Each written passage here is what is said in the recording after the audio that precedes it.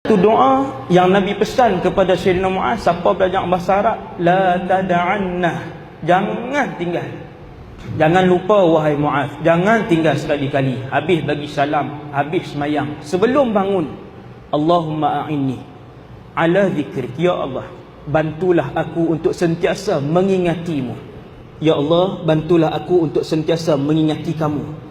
Tuan-tuan, para rasul dan anbiya mengingati Allah 24 jam, qiyaman wa qu'udan, istiqadhan wa nauman, berdiri dan duduk, tidur dan jaga 24 jam. Sebab tu Nabi bila dia tidur, dia bangkit, dia tak ambil semayang. Tanamu ainai wala tanamu qalbi, Nabi kata, mataku tidur wahai Aisyah, hatiku sentiasa berzikir. Berapa jam? 24 jam. Maka dengan sebab tu Nabi suruh minta, ya Allah bantulah diri ini untuk sentiasa mengingatimu. Tuan-tuan tengok orang-orang soleh, walaupun dia duduk saja, duduk atas tangga, hati dia duduk berzikir. Hati dia berzikir. Dia naik kereta, hati dia berzikir. Dia makan, hati dia berzikir. Dia kan duduk saja. Mustahil dia takkan duduk saja. Maka dengan sebab tu Nabi ajak berdoa kepada Allah. Kerana antara jalan yang paling luas untuk kamu mengenal Tuhan kamu dan berada rapat dengan Tuhanmu, nescaya kamu mendapat rahmat Tuhanmu dan kamu akan dibuka banyak rahsia Tuhanmu melalui jalan zikir. Sebab tu waktu Nabi Yunus berada dalam perut ikan, cerita ni dalam Quran, tak payah tanya pula. Tuan-tuan, Nabi Yunus dibuang sebab muatan lebih. Kemudian ikan yang besar, bukan ikan jerung lah, kalau ikan jerung dia telan belah doa. Ikan yang besar telan, ikan paus lah kita kata senang, ikan paus.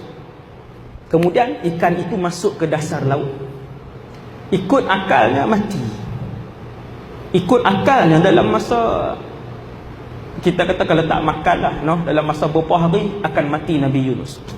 Bila ikan tu berenang masuk ke dalam laut, satu ibadat yang tidak ditinggalkan oleh Nabi Yunus ialah zikir. La ilaha illa anta subhanaka inni kuntu minadh zalimin. Zikir ini tuan-tuan, ibadat kita, bahkan bacaan Quran kita, zikir kita, solat kita, doa kita dibawa naik ke atas. Ada zikir dia naik sampai langit pertama, tu dia hilang, tak naik. Wal'iyadzubillah. Sebab tu Nabi selalu ajak, ya Allah terimalah amal ibadat kami. Jadi zikir para Nabi naik ke atas melalui langit 1, 2, 3, 4, 5, 6, 7 dan dikenali oleh seluruh penduduk langit. Sebab itu ramai orang jasadnya berjalan di atas muka bumi, tetapi namanya disebut oleh seluruh penduduk 7 petala langit. Semua kenal, semua dah kenal. Maka Nabi Yunus alaihissalam satu orang yang masyhur di langit seperti Rasulullah. Bila zikir Nabi Yunus naik, malaikat kenal. Apabila Nabi Yunus berzikir la ilaha illa ant subhanaka inni kuntu minadh zalimin, tak berhenti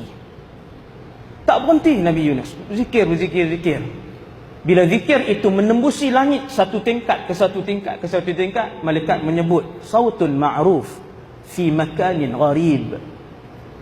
Malaikat kata kenal suara ni, suara yang sangat terkenal, tapi main daripada tempat yang cukup pelik.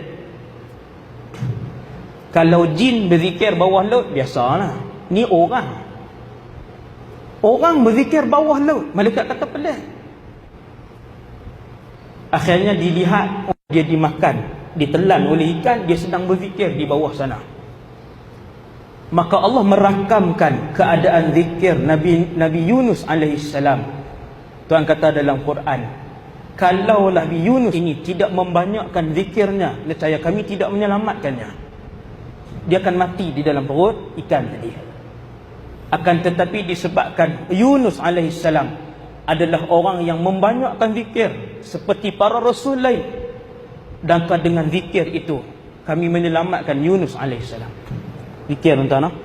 Dengan sebab itu dalam Quran ayat lain banyak Allah sebut wa yadhkuruna Allaha qiyaman wa qu'udan, dan mereka ahlullah ni berzikir kepada Allah qiyaman wa qu'udan wa ala junubihim, Diri, duduk, berbaring 24 jam berzikir. Wasabbihuhu bukratan wa asila.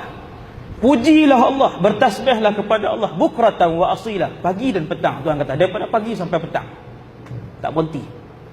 Kemudian Allah sebut dalam Quran, Allah ulang banyak kali. Yang ni jarang orang renung. Apa dia kata?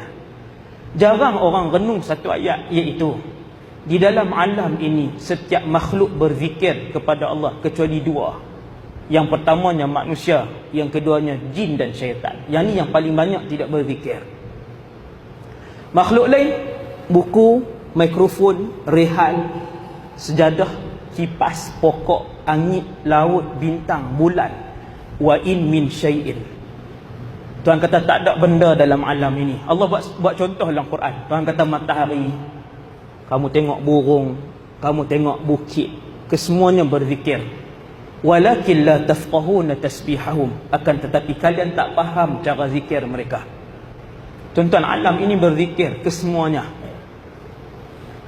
Dan bila sampai masa orang-orang yang menjadi pilihan Allah, dia akan mendengar bunyi zikir daripada beberapa makhluk ini.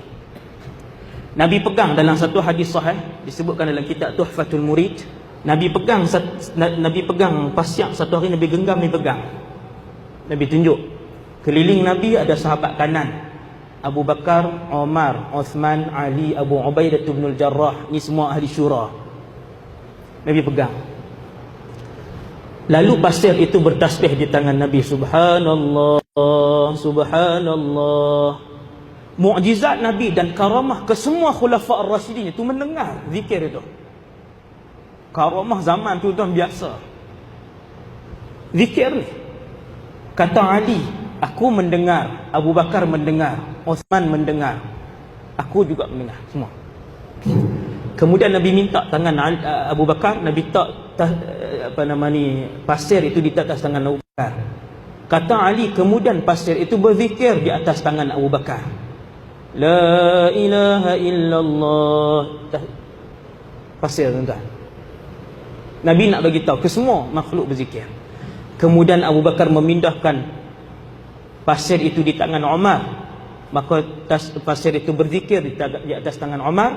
Kemudian memindahkan di atas tangan Uthman, pasir itu bertasbih di atas tangan Uthman. Kemudian dipindahkan ke atas tanganku, pasir itu berhenti berzikir.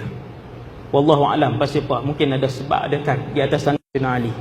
Maka yang kita nak beritahu ialah, kita apabila mencapai tahap yang tinggi, beriman kepada Allah, membawa hati yang bersih, ketika itu seorang manusia biasa yang disayangi Allah, apabila membawa an-nafsul mutmainnah menghadap Allah, maka dia lebih mulia daripada seorang malaikat yang biasa.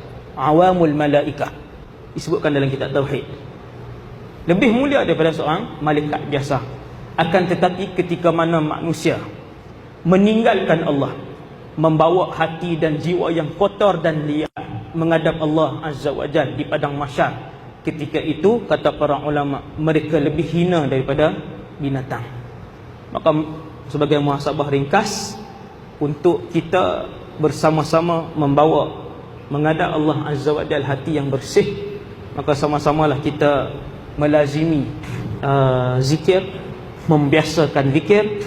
Untuk membiasakan zikir, tuan-tuan yang dirahmati Allah, ialah antara lain dengan memohon kepada Allah supaya Allah sentiasa menggerakkan hati dan mulut kita, hati dan lidah kita untuk memuji Allah Subhanahu Wa Taala. Kalau Tuhan tak izin, tuan-tuan, duduk depan Kaabah pun tak berzikir, duduk main handphone juga. Kalau Allah tak izin, duduk dalam raudhah pun dia bersembang setengah jam.